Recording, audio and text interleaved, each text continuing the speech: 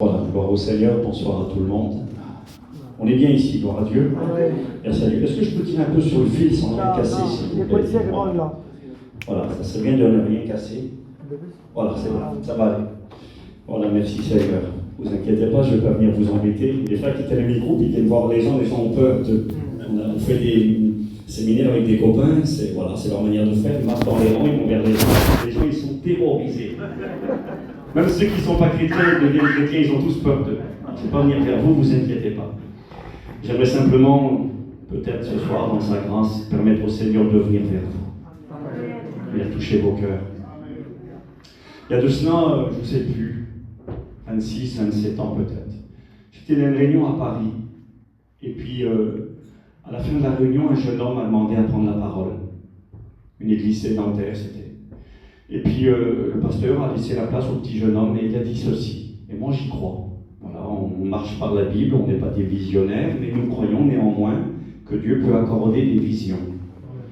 Dans les derniers temps, dit l'Éternel, je répandrai mon esprit sur toute chair, vos vieillards auront des songes, vos jeunes gens des visions.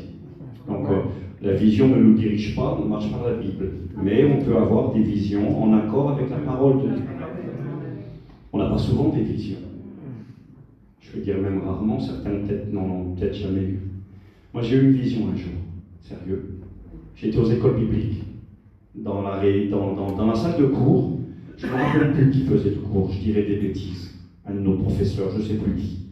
Mais je sais que pendant la prédication, pendant l'enseignement, à un moment donné sur ma droite, j'ai vu une croix qui était de travers, et j'ai vu un soldat, comme un soldat romain, qui est apparu devant mes yeux. Je l'ai vu de mes yeux. J'ai vu cette croix en biais, un soldat romain qui était devant. Et ça a été quelque chose qui était particulier, ça fait presque 30 ans, je me rappelle, comme si c'était aujourd'hui. Et puis donc là, ce jour-là, dans cette réunion, j'en viens à la réunion de ce soir, le petit frère qui avait peut-être 15-16 ans, un jeune, Dieu lui a montré, c'était assez étrange, il est venu, il a dit, voilà, Dieu m'a montré des choses. À la fin de la réunion, il y avait une action du Saint-Esprit, les gens étaient visités par l'Esprit de Dieu. Et il a dit, le Seigneur m'a dit, lève ta tête. Alors j'ai levé ma tête et j'ai regardé. Et j'ai vu des anges, disait-il. C'est assez étrange. Il a dit, j'ai vu des anges qui jetaient comme des cadeaux sur tout l'auditoire. Il y avait des cadeaux qui tombaient sur les têtes de tout le monde. Mais le Seigneur lui disait, regarde attentivement. Et il dit, je regardais, je voyais, c'était une vision céleste, comme des cadeaux qui tombaient du ciel, qui venaient de Dieu, des grâces. Et le Seigneur lui disait, baisse ta tête, regarde au-dessus des gens. Et il voyait des gens qui étaient visités, qui étaient réjouis de ce qu'ils recevaient. Et il en voyait d'autres, il y avait au-dessus de leur tête des filets. Comme j'étais précis, il voyait des filets au-dessus de la tête de certaines personnes qui étaient dans la réunion. Et le Seigneur lui disait, ce filet, tu vois, il voyait les cadeaux tomber dans des filets. Et ces gens ne recevaient pas. Certains à côté recevaient, et d'autres à côté ne recevaient rien. Et le Seigneur lui disait, les filets que tu vois, ce sont l'incrédulité de ces hommes et ces femmes qui sont là. Ils sont dans la même réunion. Ils sont au bénéfice des mêmes grâces. Dieu veut bénir chacun de la même manière, mais certains ne croient pas que je peux faire quelque chose pour eux. Et les cadeaux tombaient dans des filets d'incrédulité. Eh bien, je crois ce soir, moi, que Dieu veut nous bénir à chacun. Je ne prêche pas les réunions Père Noël, demandez ce que vous voulez, Dieu vous le donnera. Vous voulez gagner au loto, demandez-le. Vous voulez une voiture neuve à 300 000 €, demandez-la. Non, je ne crois pas aux réunions Père Noël. Mais je crois que le Père qui est dans le ciel donne des bonnes choses à ses enfants qui le lui demandent. Il donne des bonnes choses, ce dont nous avons besoin. Mais pour ce faire, Dieu nous demande de nous approcher de lui et de le laisser à lui s'approcher de nous. Vous savez que Dieu vous cherche. Je parle à mes amis qui ne sont pas peut-être engagés dans la foi, à ceux qui se sont éloignés de Dieu. Dieu vous cherche. Il est écrit dans l'évangile de Luc, chapitre 19 et verset 10, que le Fils de l'homme est venu chercher et sauver ceux qui étaient perdus. Je me souviens cette expérience, nous allons lire la Bible dans un instant, je me souviens cette expérience qu'a vécu un ami à moi. Aujourd'hui, il est pasteur depuis quelques années. À l'époque, il n'était pas pasteur, je ne crois pas. Enfin, peu importe, il était chrétien. Et puis, il est parti un jour se promener dans un parc public. Il est parti se marcher avec un cousin à lui. Et puis, ils avaient eu une idée dans leur cœur. C'était deux chrétiens. Ils ont dit, il faut qu'on témoigne de Jésus à quelqu'un. On va essayer de trouver quelqu'un dans le parc, là, qui se promène, et puis on va essayer de lui parler du Seigneur. Et là, qui est-ce qui arrive à leur rencontre? Un jeune punk. Vous savez, ces jeunes qui ont les cheveux bleus, rouges, verts, avec une crête, là, souvent des piercings dans le nez, beaucoup de tatouages, qui traînent avec des chiens, et, excusez-moi, souvent avec des bouteilles d'alcool et de la drogue. Et ils sont tombés nez à nez avec ce jeune-là. Et quelque part, ils se sont dit, c'est peut-être pas le bon, celui-ci. Ils ne voulaient pas trop l'approcher. Son look un petit peu repoussant, inquiétant. Ils se sont dit, qu'est-ce qu'il va nous faire? Il a un chien. S'il est drogué, alcoolisé, il peut nous faire attaquer par son chien. C'était plus celui qui... Ils s'étaient dit, on va parler de Dieu. Quand ils l'ont vu à lui, ils ont dit, on va parler de Dieu, mais pas à lui. À quelqu'un d'autre peut-être, mais pas à lui. L'homme regarde les apparences, mais Dieu regarde les cœurs. Amen. Et puis, ils ont pris leur courage à deux mains, tous les deux, ils ont dit, il faut qu'on y aille. Ben, tant pis, on va essayer. Ils sont approchés, je ne sais pas comment ils ont introduit la conversation, mais je sais qu'ils ont dit à ce jeune homme, ils ont commencé à lui parler de Jésus. Ce Jésus qui aime, qui sauve, qui est mort à la croix, qui est ressuscité, qui a un plan pour chaque être humain. Et là, quand ils ont commencé à parler avec ce jeune homme, ils ont été confondus. Ce jeune homme était, comme beaucoup de ces jeunes, malheureusement, dans l'alcool, la drogue, dans la misère. Il leur a dit ceci. Il leur a dit, je ne suis pas français. Je viens du Canada. Je suis un Canadien, j'ai parcouru une grande distance pour venir vivre en France. Écoutez ce qu'il a dit. Ils avaient bien compris qu'ils n'avaient pas affaire à un chrétien. Un jeune, drogué, tatoué, boucle d'oreille, les cheveux rasés, enfin bref. Ils ont bien vu que ce n'était pas un chrétien qu'ils avaient en face d'eux. Vous savez ce qu'a dit le jeune homme? Il a dit, j'ai quitté le Canada, j'ai quitté mon pays, je suis venu ici dans ce pays pour fuir ma vie. Mon père est pasteur, il prêche l'évangile au Canada.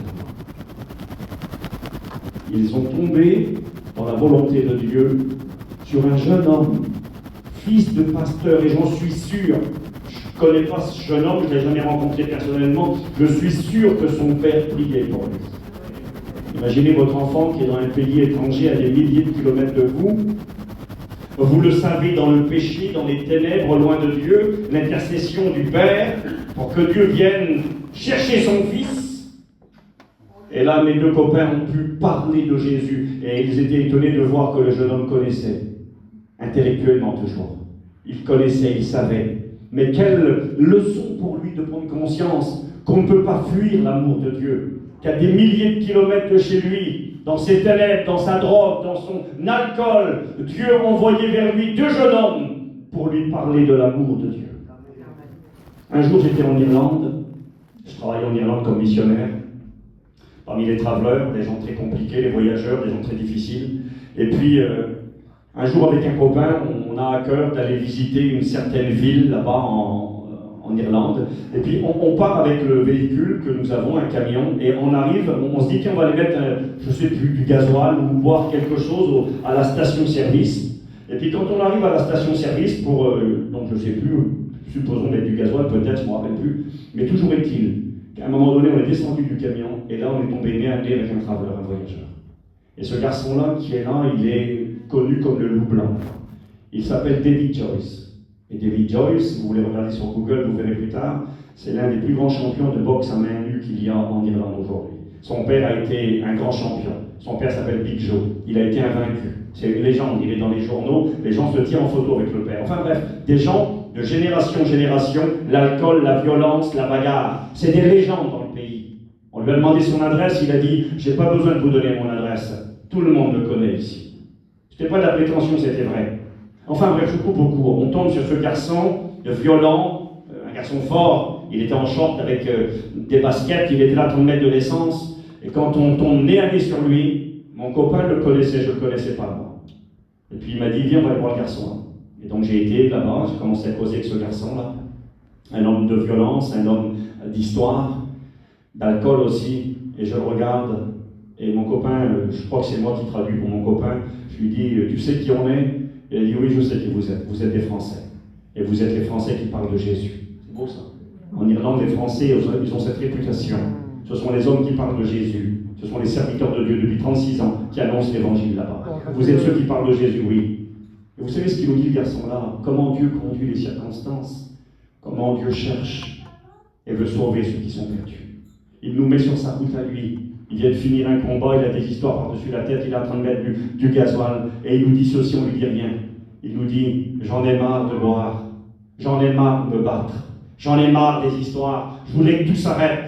Et nous, on lui dit à lui, un garçon fier, imbu de lui-même, qui quelque part n'a pas le droit de montrer sa faiblesse, mais devant nous, il baisse la garde. Il sait qu'il a affaire à des hommes qui parlent de Dieu, et il nous dit, j'en ai marre de ma vie, je veux passer une vie pour mes enfants, j'en ai marre de boire, j'en ai marre de tout cela. Et nous de lui répondre, justement, c'est pour ça que nous sommes ici. Dieu nous envoie pour vous dire qu'il y a une solution, une autre vie est possible. Nous lisons la Bible. Il est écrit ceci. Dans 2 Corinthiens, chapitre 5, verset 17, « Si quelqu'un est en Christ, en Jésus, vient à Jésus, rencontre Jésus, donne sa vie à Jésus, revient à Jésus. Si quelqu'un est en Christ, il est une nouvelle créature. Les choses anciennes sont passées. Voici, toutes choses sont devenues nouvelles, et tout cela vient de Dieu, qui nous a réconciliés avec lui par Christ, et qui nous a donné le ministère de la réconciliation. Car Dieu était en Christ, réconciliant le monde avec lui-même, n'imputant point aux hommes leurs offenses. Il a mis en nous la parole de la réconciliation. Nous faisons donc les fonctions d'ambassadeurs pour le Christ, comme si Dieu exhortait à travers nous.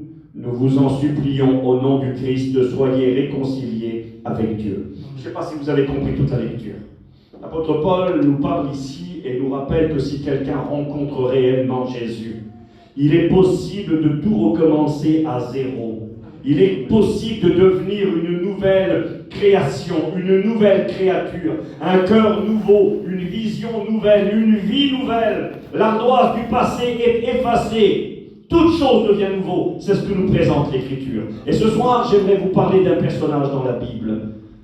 Je suis venu ici, sincèrement, j'étais indécis, j'avais 2 directions de message, un qui me semble être un petit peu trop compliqué, je vous méprise pas en disant cela. Peut-être compliqué pour moi aussi à expliquer, et j'ai pas envie de vous embêter, j'ai pas envie de vous compliquer l'esprit, j'ai envie de parler à vos cœurs. J'ai envie de donner à prendre conscience à mes amis qui sont parmi nous ce soir ici, là, qu'il y a de l'avenir en Dieu, qu'il y a possibilité de sortir de cette salle avec une vie différente, que ce lieu est un endroit redoutable parce qu'au milieu de nous se trouve le plus grand, pas un pasteur de Bretagne, pas un prédicateur quel qu'il soit, mais Jésus lui-même, le Fils de Dieu, est au milieu de nous, et parce que lui est ici ce soir, nous y croyons de tout notre cœur. Tout peut arriver, tout peut arriver. Nous savons comment on vient à la réunion, on ne sait pas comment on peut repartir d'une réunion. On peut venir ici malade et repartir guéri. On peut venir ici captif, repartir libre. On peut venir ici perdu, repartir sauvé, parce que ici se trouve Jésus, celui qui est venu chercher et sauver ceux qui étaient perdus. Le fils du pasteur dans la drogue et l'alcool là-bas à Angers, qui venait du Canada, Dieu a mis sur sa route des hommes, des chrétiens, des enfants de Dieu, pour lui montrer qu'il y avait une autre vie possible. Dieu nous a placés là-bas à Dublin, dans cette station-service, devant cet homme David Joyce, qui en avait marre de sa vie, qui avait soif d'autre chose. Je suis venu vous dire qu'il y a possibilité de vivre autre chose ce soir. J'aimerais, avant de méditer vraiment la parole de Dieu, on va lire l'histoire qui va nous concerner ce soir dans l'évangile de Luc, chapitre 19, mais j'aimerais faire une prière avec vous encore une fois, s'il vous plaît. J'aimerais que le Saint-Esprit se saisisse de ces instants. Nous en parlions avec les copains avant le début de la réunion.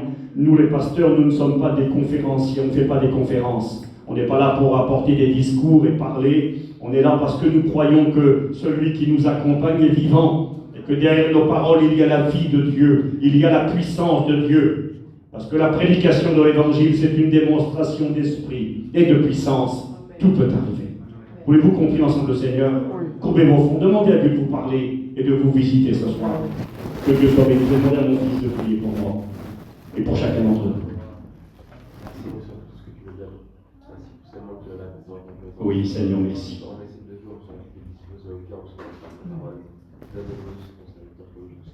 Oui, mon maître. Alléluia. Voilà, lisons ensemble dans l'évangile de Luc, chapitre 19, nous allons lire quelques versets du verset 1 jusqu'au verset 10, où il est écrit que le Fils de l'homme est venu chercher et sauver ceux qui étaient perdus. Écoutez dans quel contexte Jésus a dit cette parole. Il est écrit, Luc 19, verset 1, Jésus étant entré dans Jéricho, traversait la ville. Et voici un homme riche, appelé Zachée, chef des publicains, cherchait à voir qui était Jésus. Mais il ne pouvait y parvenir à cause du peuple, car il était de petite taille. Il courut en avant et monta sur un sycomore pour voir Jésus, parce qu'il devait passer par là. Il devait passer par là. Lorsque Jésus fut arrivé à cet endroit, il leva les yeux et lui dit, Zachée, hâte-toi de descendre, vous connaissez bien la lecture, car il faut que je demeure aujourd'hui dans ta maison. Zachée se hâta de descendre et reçut Jésus avec joie. Voyant cela, tous murmuraient et disaient, il est allé loger chez un homme pécheur.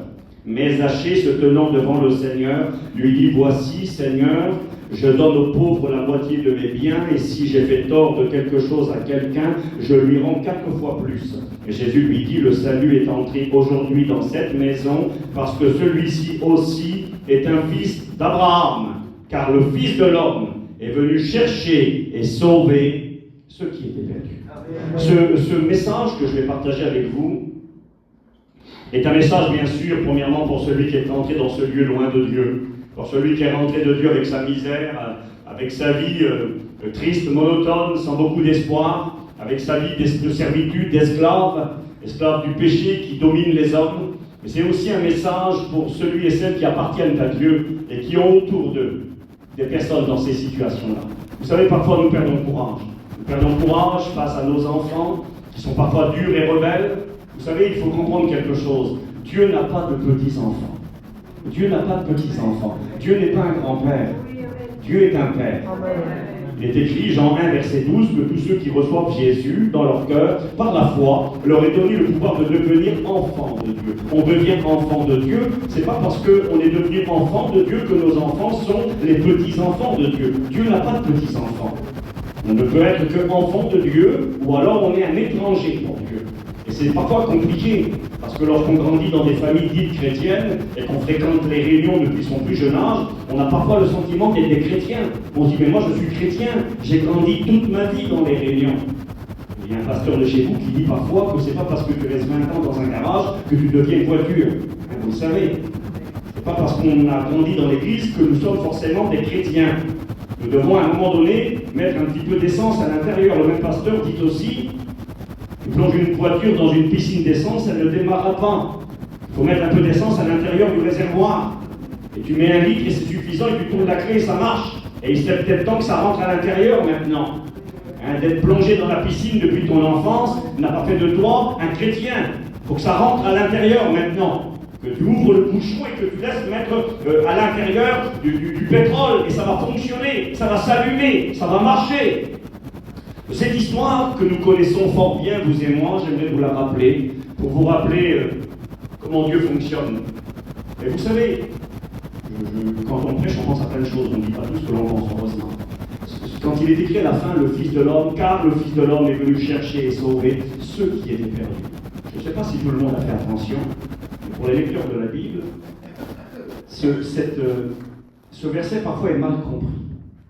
Le Fils de l'homme est venu chercher et sauver ceux qui étaient perdus.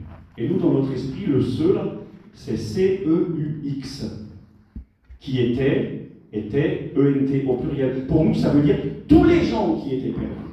Et quand tu lis le texte, c'est embêtant parce que c'est pas écrit comme ça. C'est marqué ceux qui étaient perdus, C-E, qui étaient singulier. Il y a quelque chose qui était perdu, plus qu'une personne. C'est plus, donc bien sûr, l'idée est vraie, Dieu veut sauver tous les hommes. 1 Timothée 2, verset 4, Dieu veut que tous les hommes soient sauvés et parviennent à la connaissance de la vérité. Tite 2, 11, la grâce de Dieu, source de salut pour tous les hommes, a été manifestée. Jean 3, 16, Dieu a tellement aimé le monde entier qu'il a donné son Fils unique. Oui, c'est vrai, mais dans ce verset, il est question de quelque chose plus que l'idée des personnes. Il y a quelque chose qui est cassé dans le cœur de l'homme. Et ce quelque chose qui est cassé à cause du péché, le Christ est venu pour le réparer. Nous avons ici un personnage, son nom est étrange, Zachée. Ça vient de Zacharie, c'est un diminutif. Vaché signifie celui qui est juste, celui qui est innocent et qui est pur. C'est bizarre, hein? Parce que quand on connaît un peu l'histoire du personnage, il n'est pas trop pur, il n'est pas trop innocent. Et quelque part, je crois que c'est une manière de vous dire, à vous et à moi ce soir, que ce n'est pas forcément ce qu'il était au départ, et c'est vrai. Et c'est ce qu'il est devenu. Et que quelque part, que c'est le plan de Dieu pour chacun d'entre nous. Nous pouvons devenir purs, justes et innocents. C'est le plan que Dieu a pour chacun. Et qui est ce personnage? Où vit-il? C'est assez particulier lorsque Jésus vient vers lui. C'est après avoir guéri 2 aveugles. Le fameux Bartimée et son collègue, ils étaient 2. Jésus va guérir aux portes de la ville de Jéricho 2 personnes qui sont aveugles dans les ténèbres. Jésus leur fait grâce. Nous connaissons bien l'histoire du fameux Bartimée et son collègue. Et puis, Jésus aurait pu faire demi-tour et partir. Parce que si vous prenez le soin de lire le texte de la Bible, vous vous rendrez compte que lorsque Jésus quittera la ville de Jéricho, nous sommes dans l'évangile de Luc au chapitre 19, juste après, Jésus va direction Jérusalem. Il montera sur le dos de l'ânon le petit de l'ânesse, descendra dans la ville de Jérusalem par la montagne des Oliviers, et 5 jours plus tard, Jésus sera crucifié. Il ne reviendra plus jamais à Jéricho. Jéricho, cette ville est connue dans la Bible. Dès les débuts de la parole de Dieu, en particulier dans le livre de Josué, il est question de cette ville comme une ville que Dieu va dévouer par interdit. Oh, c'est compliqué, Steve. Je ne vais pas être compliqué. Dévouée par interdit, ça va être complètement détruite. C'est une ville qui est une ville en guerre contre Dieu. Elle est ennemie de Dieu. Elle est construite, cette ville, j'y suis allé plusieurs fois, dans la ville de Jéricho. Elle est construite au niveau le plus bas du monde. Le niveau le plus bas sur la terre, c'est moins 400 et quelques mètres, c'est la mer Morte. Et juste à côté de la mer Morte, à moins 240 mètres en dessous du niveau de la mer, vous avez la ville de Jéricho. L'une des plus vieilles villes du monde. Écoutez, je ne dis pas ça pour rien dire. Elle est construite à l'endroit le plus bas du monde, quelque part une manière de nous rappeler la bassesse de cette ville, la bassesse dans les ténèbres, la bassesse dans le péché. Une ville qui est enfoncée profondément à l'endroit le plus bas de la terre. Elle se trouve à côté du Jourdain, pas très loin du Jourdain. C'est un oasis au milieu du désert. Cette ville fut maudite par Dieu à cause de son péché. C'est une ville qui était en guerre contre Dieu, qui n'aimait pas Dieu, où le mal régnait. Cette ville était tellement en guerre contre Dieu que Dieu a décidé de la détruire complètement. Qui ne connaît pas l'histoire de Jéricho, dont les murailles tombèrent à terre par l'intervention de Dieu? Il est écrit que lorsque Dieu dira à Josué d'aller dans la ville de Jéricho, eh bien il lui demandera de faire le tour de la ville pendant 7 jours, en tout 13 mois, et il fera le tour de la ville plusieurs fois, il jouera de la trompette, il poussera des cris, et les murailles de la ville tomberont à terre. C'est Dieu lui-même qui a détruit les murailles de Jéricho. La science a confirmé la Bible. On a retrouvé les vestiges des vieilles murailles antiques de l'époque de Josué, et à l'étonnement des archéologues, les murailles étaient écroulées vers l'extérieur. Vous savez, quand les gens attaquaient à l'époque biblique, qu'on attaquait les villes étaient fortifiées, elles avaient des murailles tout autour, et puis pour attaquer, on utilisait des armes. On utilisait des catapultes, on utilisait des béliers, des gros morceaux de bois, et quand tu tapais dans la muraille comme ça, la muraille tombait à l'intérieur, toujours, jamais à l'extérieur. Il aurait fallu que quelqu'un de l'intérieur casse la muraille, un non-sens. Et quand on a retrouvé les vestiges de Jéricho, quelques ruines, les murailles étaient écroulées vers l'extérieur, confirmant les dires de la Bible, quelqu'un avait fait tomber la muraille. Ce quelqu'un, c'est Dieu. Écoutez ce que j'aimerais vous faire comprendre. Jéricho, c'est une ville qui est ennemie de Dieu, enfoncée là-bas, dans le désert, juste à côté du désert de Judée, là où le diable est venu tenter le Christ pendant les 40 jours et 40 nuits. On est sous le domaine du diable, l'autorité du diable. Jéricho, pour faire simple, représente le monde dans lequel nous vivons. Il est écrit dans la première épître de Jean, chapitre 5, que le monde entier gît sous la puissance du diable, du malin. Jéricho, c'est la ville maudite. C'est la ville en guerre contre Dieu, que Dieu va punir et détruire. La ville sera rasée. Elle sera rasée, les murailles, c'est Dieu qui les fera tomber. On y jettera du sel et il n'y avait plus rien là. Et quand Josué a détruit la ville avec l'aide de Dieu, il a prophétisé par le Saint-Esprit. Et il a dit, maudit quiconque rebâtira la ville de Jéricho. Il en pensera les fondements au prix de son fils premier-né. Et s'il continue la construction, son deuxième fils mourra. Et quand vous lisez la Bible, pendant environ 600 ans, La ville est restée une ville détruite. Il n'y avait plus rien. Quelques ruines, de ci, de là. Les années ont passé, les siècles se sont écoulés, et un homme s'est levé. Vous trouvez son histoire dans le premier livre des Rois, chapitre 16, dernier verset, verset 32, je crois. Un homme du nom de Yaël de Bethel. Il est écrit que Yaël de Bethel, malgré la prophétie, malgré l'interdiction de reconstruire la ville maudite, Yaël de Bethel entreprendra la construction de la ville. Il creusera des fondations pour faire une muraille et faire des murs. Et quand il est en train de faire les fondations, on vient interpeller Yaël et on vient lui dire « Yaël, ton fils est mort. Le plus vieux, Abiram, venait de mourir. » Dieu avait dit « La ville maudite, il ne faut pas la reconstruire. Si quelqu'un la reconstruit, son fils mourra le premier-né. Du sang coulera. » Il a entrepris cette construction, son fils est mort. Yaël de Bethel persévère dans sa construction, je fais vite. Et il pose les montants des portes, il est en train de continuer, presque d'achever la construction. On vient lui dire, Yaël, arrête de construire, ton deuxième fils s'écoube, il vient de s'éteindre. C'est la ville qui fut construite au prix du sang. 2 jeunes hommes sont morts pour construire cette ville de Jéricho, parce que Dieu était contre. Et on doit réaliser que cette ville de Jéricho nous rappelle réellement le monde dans lequel nous vivons. Un monde en guerre contre Dieu, un monde qui méprise Dieu, un monde qui s'enfonce dans la boue du péché, de la révolte et de la souillure, en guerre contre Dieu. Et dans cette ville-là, Jésus est aux portes de la ville, il interviendra pour les 2 aveugles, et Jésus aurait pu aisément continuer son chemin. Mais il est écrit, nous l'avons lu, que Jésus devait rentrer à l'intérieur. Devait, c'est une obligation. Parce qu'il y a quelqu'un dans la ville maudite que Jésus a vu, que Jésus connaît. Et nous allons voir maintenant ce quelqu'un, c'est le personnage le plus méprisé de la ville. On est dans la ville qui est la pire de toutes. La ville qui est l'image de la révolte, de la guerre contre Dieu. La ville où du sang coule. Et dans cette ville, il y a un personnage, nous allons le voir maintenant, qui est le dernier des derniers. Et Christ va dire, moi je dois rentrer ici. Avant d'aller à Jérusalem, avant de mourir à la croix de Golgotha, il y a quelqu'un que je dois aller chercher ici dans cette ville. Et quand Jésus rentre dans la ville, nous l'avons lu.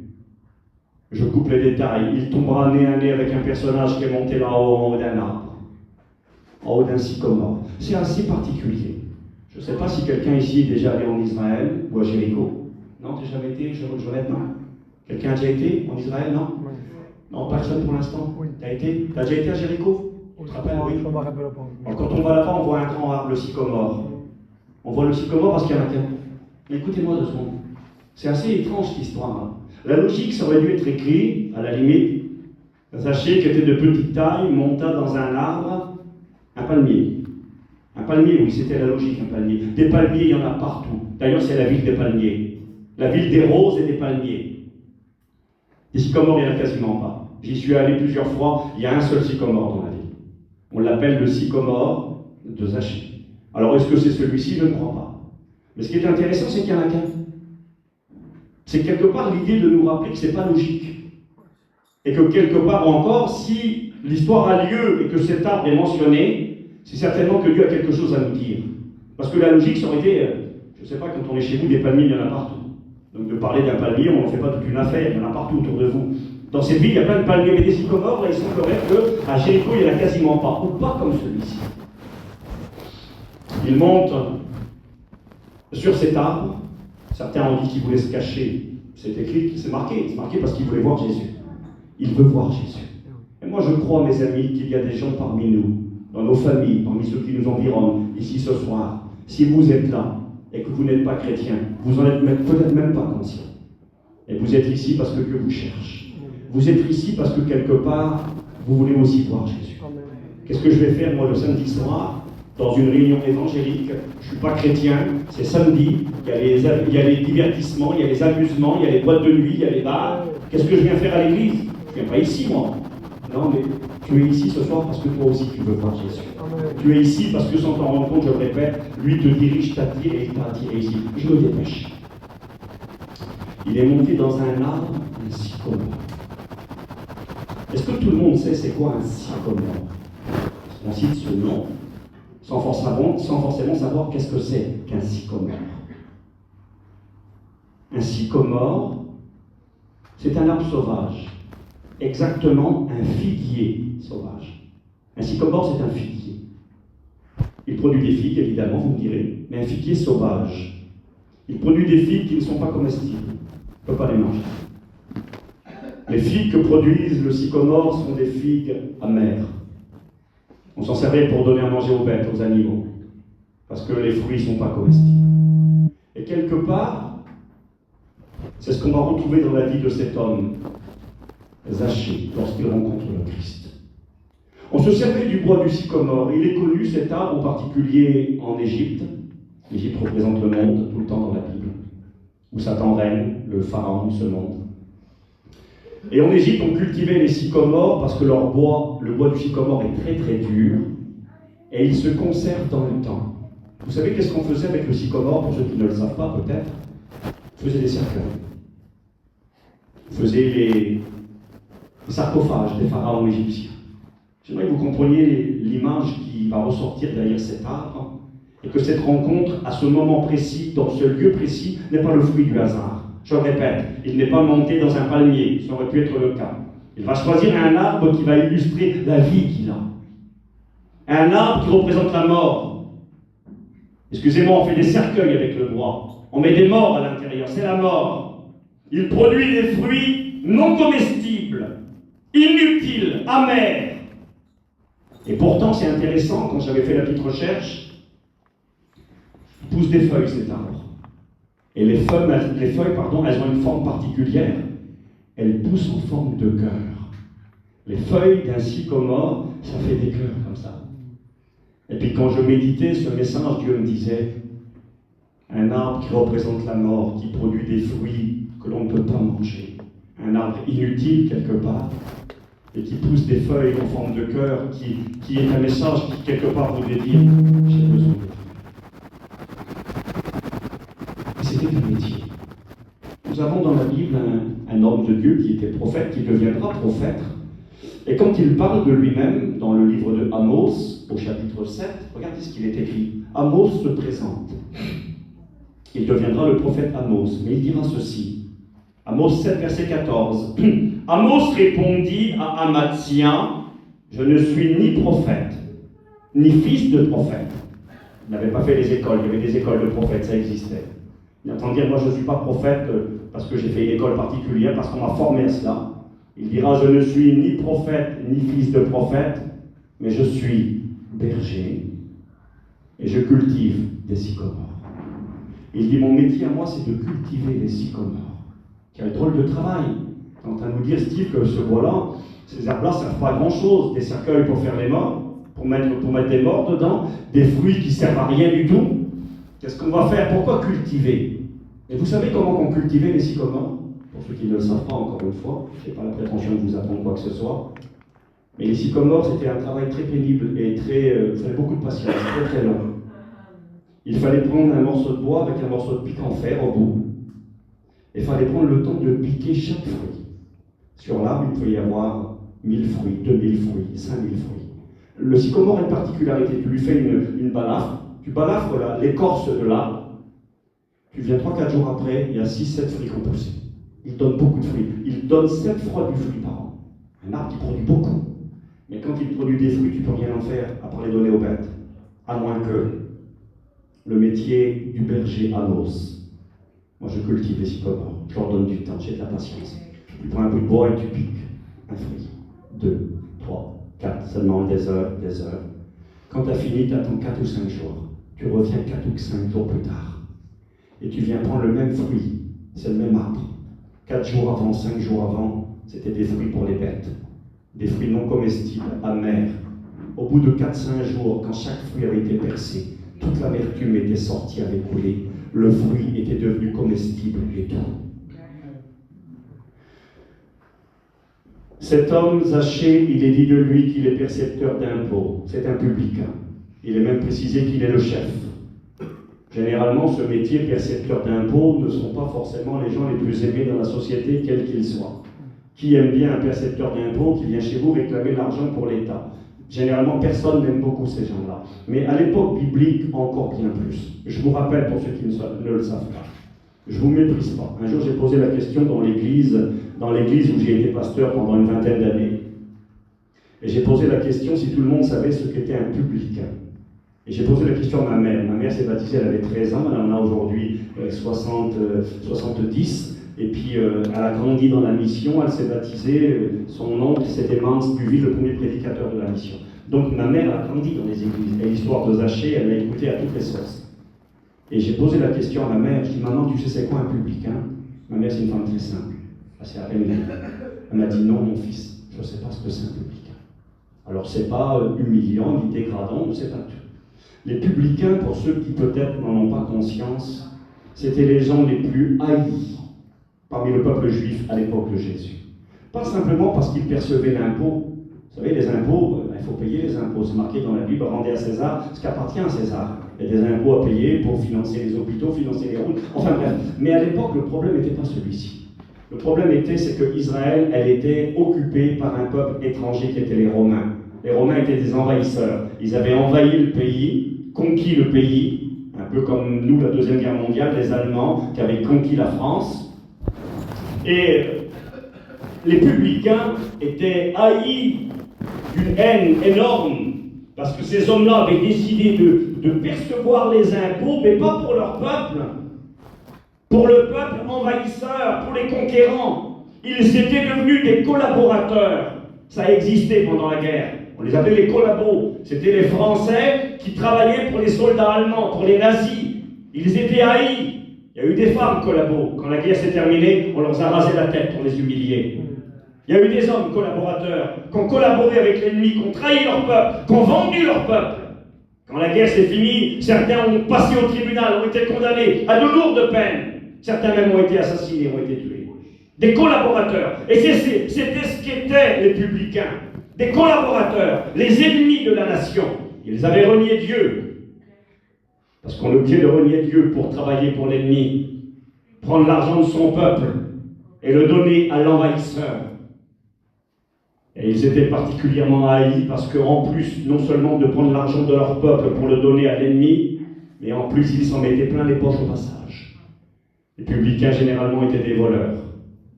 Ils volaient leur peuple. Ils profitaient de la misère de leur peuple. C'était devenu une insulte en Israël. Un jour, on a voulu insulter Jésus. On lui a dit, tu es un publicain. Tu as un démon. Quelqu'un qui était possédé, il était au même niveau qu'un publicain. Tu es un publicain, tu as un démon. Que vous compreniez que ce personnage, dans la ville de Jéricho, personne ne l'aime. Il n'intéresse personne, au contraire, les gens le haïssent. Le traître, le menteur, le vendu, celui qui a trahi tout le monde pour la réussite, pour la gloire, pour l'argent, celui qui a abandonné Dieu, tourné le dos à Dieu. Et il est dit de lui qu'il était le chef des publicains. Donc ce n'était pas seulement un publicain normal, déjà ceux-là c'était les derniers, lui il est le dernier des derniers.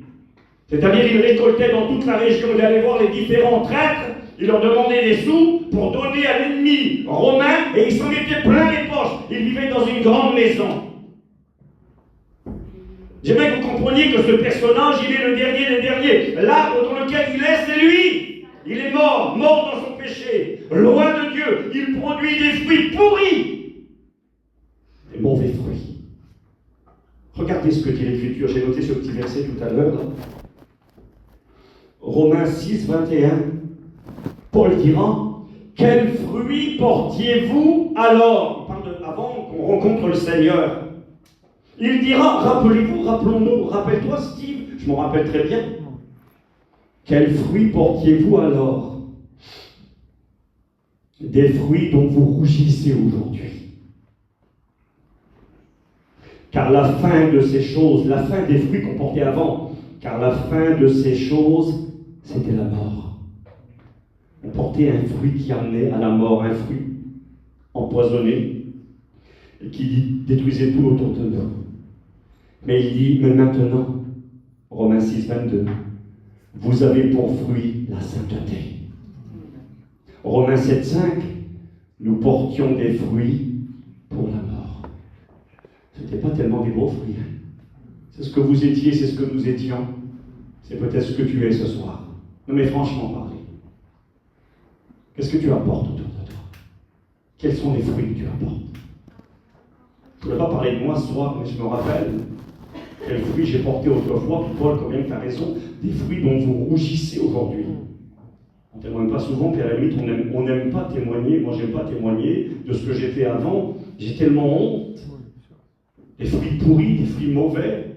Ma mère qui m'a dit un jour, en pleurant, je sortais de prison, et m'a dit, mon fils, si tu savais combien de fois j'ai pleuré à cause de toi, combien de fois on a pleuré à cause de vous. Des arbres inutiles qui n'apportent rien, excepté de l'amertume, des conflits, de la misère, de la souffrance. C'était lui. C'est lui qui est dans cet arbre. Mais Jésus pose les regards sur lui. C'est beau parce que Amos dira, moi je suis berger, je cultive les sycomores. Nous avons aussi, nous, un berger qui s'appelle Jésus. Jésus a dit, je suis moi le bon berger. Je donne ma vie pour les brebis. Je vous ai dit que quand on cultivait le sycomore, le vrai mot c'est marqué cultiver dans vos Bibles. Mais le vrai mot c'est je pince les sycomores. Je pique les sycomores. Je ne sais pas si vous connaissez, certainement que oui, ce verset de Acte 2, verset 37, lorsque Pierre a prêché l'évangile le jour de la Pentecôte.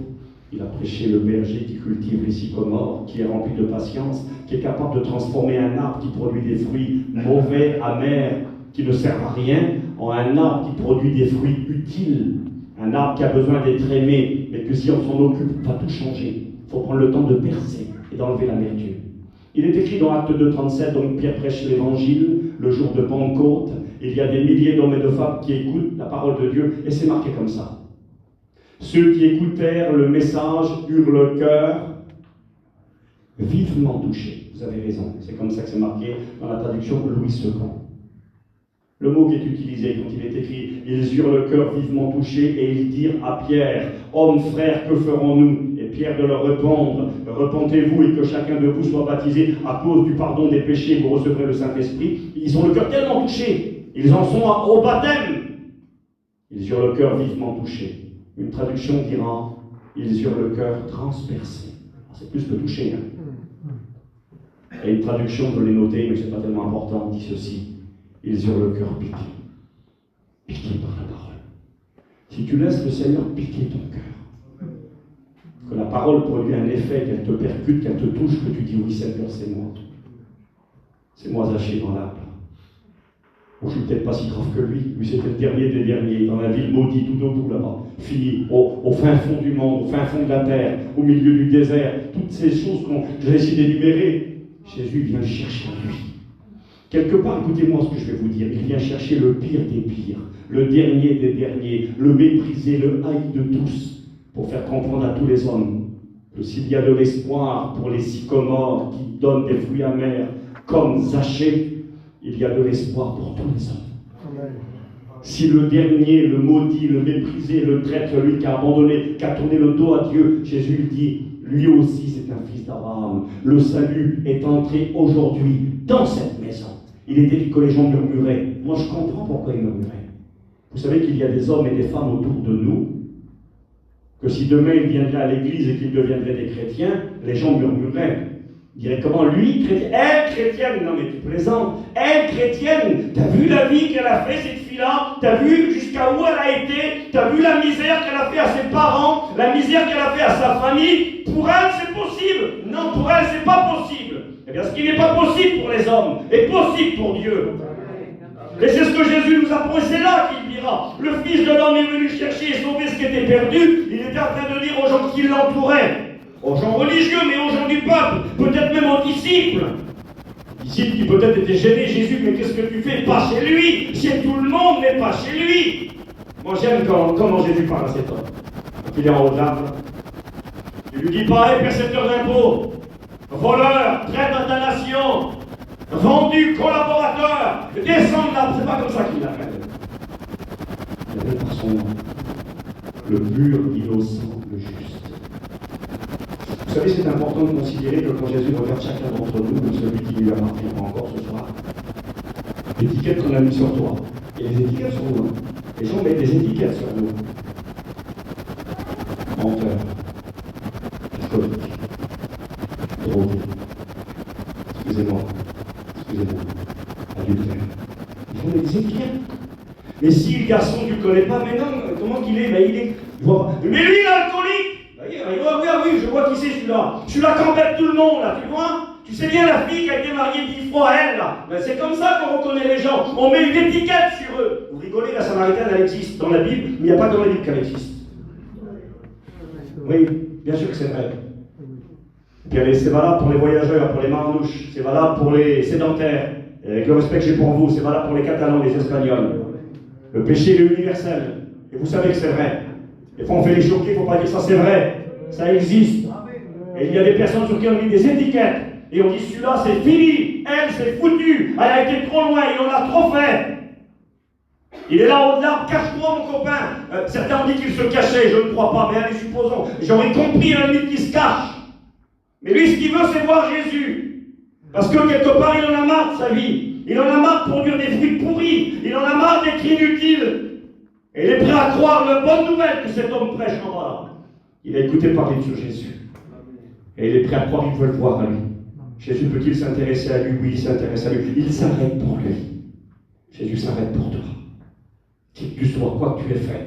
Quel que soit ton passé, les gens te jugent, te condamnent, ils te jettent à la poubelle. Lui, il récupère ce qu'on jette à la poubelle. Descends de ton arbre, il faut que je demeure chez toi aujourd'hui.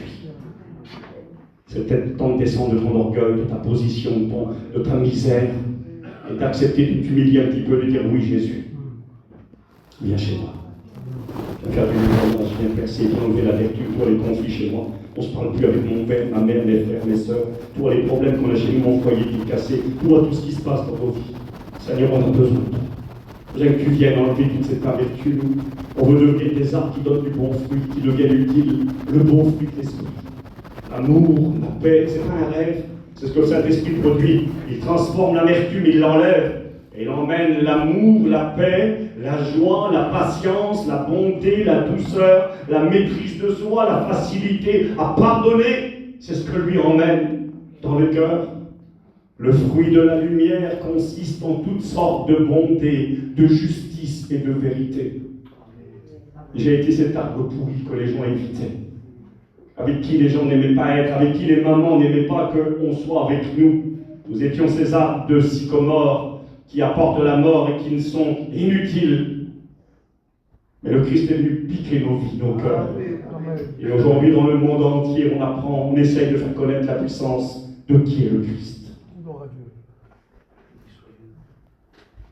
J'étais au séminaire, je vais vite finir. J'étais au séminaire, un des séminaires les jours passés à Blanes. Et puis Dieu m'a encore montré combien il est capable de chercher et sauver ceux qui sont perdus. Combien il ne voit pas les choses comme moi. Et combien il peut transformer tout le monde. Il y avait un homme qui était dans le séminaire, je crois qu'il s'appelle Michael. Il a un surnom. Et Michael est venu au séminaire. C'était pour lui le séminaire de la dernière chance, avec un cœur brisé. Il a perdu son père il y a 3 ans en arrière, 3 ans ou 4 ans. Et il est venu dans le séminaire avec un cœur plein de remords, parce qu'il a fait souffrir son père. Son père est mort, il était diacre. Et j'ai compris, il me l'a dit, que son père aurait rêvé de prêcher l'évangile, d'apporter la parole de Dieu, et qu'à cause de lui et de ses frères, que ce n'a pas été possible. Son père est mort. Et il était rempli de regrets. Et depuis que son père est mort, il m'expliquait, il m'a dit, moi j'ai jamais bu d'alcool, j'ai jamais été un buveur. Et depuis que mon père est mort, il me disait, je bois 3 bouteilles de whisky. Donc un alcoolique. Il est mieux que sa femme, la femme brisée, vous savez, quand le mari boit, ben, tout le monde trinque autour. Sa femme trinquait aussi. Ils sont venus dans le séminaire tous les deux, le séminaire de la dernière chance. Est-ce que celui qui cultive les sycomores, qui est plein de patience, qui est capable de venir percer et intervenir, serait capable de faire quelque chose pour eux? Je vous coupe au court, je finirai avec ce témoignage. J'ai prêché le matin sur Élisée, qui parce qu'il aimait les gens, parce qu'il aimait ses parents, parce qu'il aimait les personnes qui l'entouraient, fut choisi de Dieu pour succéder à Élie, et qu'il reçut beaucoup de miracles dans sa vie. Et puis je coupe au court, j'explique dans la prédication qu'Élisée, avant de partir et de répondre au ministère, à l'appel, a dit « Je vais embrasser mon père et ma mère. » Il aime ses parents. Et j'ai parlé du fait d'honorer nos parents tant qu'ils sont vivants. et que ça ne sert à rien d'aller au cimetière, d'acheter des fleurs pour des milliers d'euros et de payer une tombe à 30 000 euros, ou 10 000, ou 20 000, si quand ils sont vivants, on n'est pas capable d'aimer et d'honorer ses parents. Et j'ai expliqué ça. Et j'ai expliqué que honore ton père et ta mère, afin que tes jours se prolongent et que tu sois heureux. C'est pas simplement valable pour les jeunes qui ont 10, 12 ans ou 15 ans. Et c'est valable pour les gens qui ont 30, 40, 50 et plus, s'ils ont le privilège d'avoir leurs parents. Honorer ses parents. Je vous demande 5 minutes, j'aurai fini.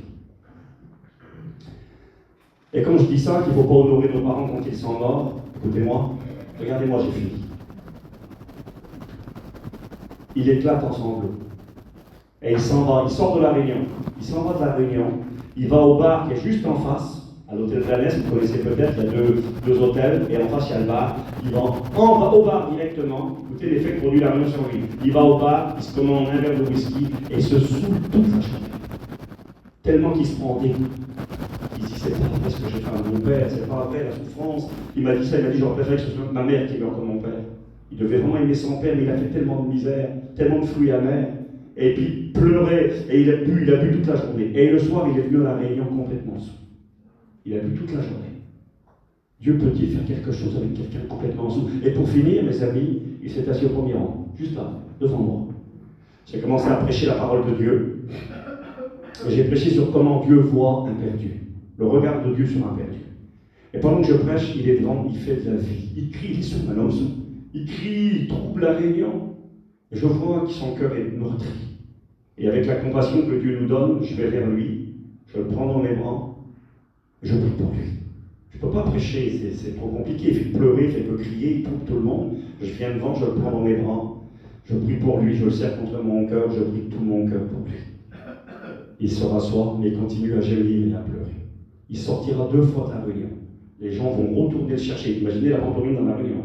Les gens vont retourner le prendre, ils le ramènent, ils le réassoient devant. Et enfin bref, je continue mon message. Comment Dieu voit les perdus. Il ne les voit pas comme Dieu. Il les voit comme une brebis perdue, pas un bouc, une brebis. Il les voit comme une pièce perdue. J'ai dit une brebis pour 100, une pièce pour 10, un fils pour 2. Et j'explique tout l'amour dans cette histoire que Jésus explique justement pour les publicains. Parce qu'on reprochait au Christ d'être l'ami des publicains et de manger avec eux. Tu ne peux pas manger avec eux, tu ne peux pas eux, pas eux. Et pendant que je prêche la parole de Dieu, à la fin de la prédication, je fais un appel. Ce Jésus qui est venu chercher et sauver ce qui était perdu. Un cœur brisé, une vie brisée, un alcoolique. Mais Jésus n'a pas vu l'alcoolique. Il a vu Michael. Michael s'est levé en larmes. Sa femme est venue aussi. Ils sont venus tous les deux en train de pleurer. Foyer brisé complètement. Je les ai pris contre ma poitrine, contre mon cœur. J'ai prié toute mon âme pour eux. Ce que je vais vous dire, c'est la vérité. Et quand j'ai fini de prêcher et de prier, ils se sont assis. Ils pleuraient tous les deux. Et à la fin de la réunion, j'ai été vers eux. Il avait été complètement dans la réunion. L'alcool était parti. Son visage, je vous promets que je vous dis la vérité. Son visage rayonnait. Une lumière émanait de son visage. Sa petite femme aussi. Elle était tellement heureuse, lui aussi. Et il me disait, tu sais, c'était pour moi le séminaire de la dernière chance. Si Dieu ne faisait rien pour moi aujourd'hui, c'était fini pour moi. Et à ce moment-là, le Christ qui est venu chercher et sauver les hachés, les perdus, a fait une œuvre dans sa vie, dans son cœur. Il m'a dit, quand je rentre chez moi à la maison, il y aura des réunions chez moi toute la semaine. Vraiment, je vous promets que c'était le même homme. Et des expériences comme ça, j'en ai tellement fait de ma vie. On va baisser nos têtes. Ce soir, ça peut être ton expérience à toi. Ici, à l'Arbonne, tu es venu